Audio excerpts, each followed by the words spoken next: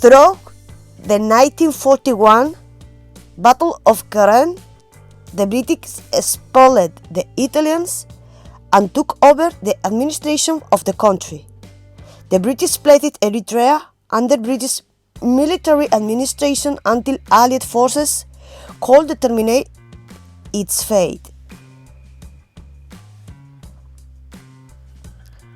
In the absence of agreement amongst the allies concerning the status of Eritrea, British administration continued for the remainder of Second World War and until 1950. During the immediate post-war years, the British proposed that Eritrea be divided along religious lines and annexed partly to the British colony of Sudan and partly to Ethiopia. The Soviet Union, anticipating a communist victory in the Italian polls, initially supported returning Eritrea to Italy under tutorship or as a colony. In the 1950s, the Ethiopian feudal administration under Emperor Haile Selassie sought to annex Eritrea and Italian Somaliland. He laid claim to both territories in a letter to Franklin D. Roosevelt at the Paris Peace Conference and at the first session of the United Nations. In the United Nations, the debate over the fate of the former Italian colonies continued. The British and Americans preferred the third, all the Eritrea except the western province to the Ethiopians as a reward for their support during Second World War. The independence bloc of Eritrean parties consistently requested from the UN General Assembly that a referendum be held immediately to settle the Eritrean question of sovereignty. Following the adoption of UN resolution in December 1950, Eritrea was federated with Ethiopia under the prompting of the United States. The resolution called for Eritrea and Ethiopia to be linked through a loose federal structure under the sovereignty of the emperor.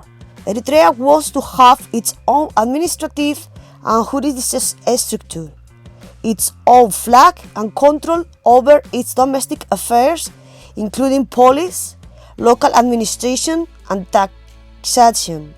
The federal government, which for all practical purposes was the sitting imperial government, was to control foreign affairs, including commerce, defense, finance, and transportation. The revolution ignored the wishes of Eritreans for independence, but guaranteed the population democratic rights and a measure of autonomy. In 1958, a group of Eritreans founded the Eritrean Liberation Movement, ELM. The organization mainly consisted of Eritrean students, professionals, and intellectuals. It engaged in clandestine political activities intended to cultivate resistance to the centralism policy of the Imperial Ethiopian state. In the 1st of September 1961, the Eritrean Liberation Front, ELF, under the leadership of Hamid Idris Awate, waged an armed struggle for independence. In 1962, Emperor Haile Selassie unilaterally dissolved the Eritrean parliament and annexed the territory.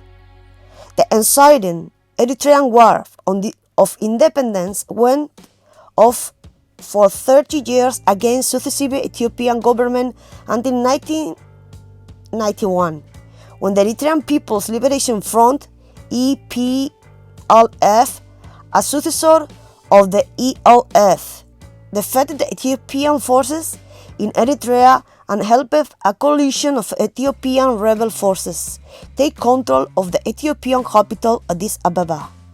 Following an UN supervised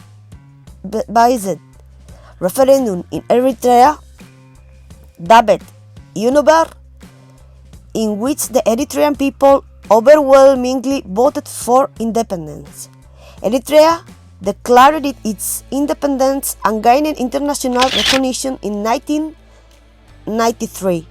The EPLF seized power, established a one-party state along nationalist lines, and banned further political activity. There have been no elections signed.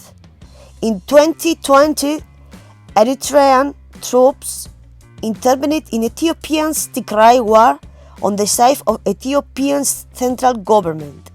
In April 2021, Eritrea confirmed its troops are fighting in Ethiopia.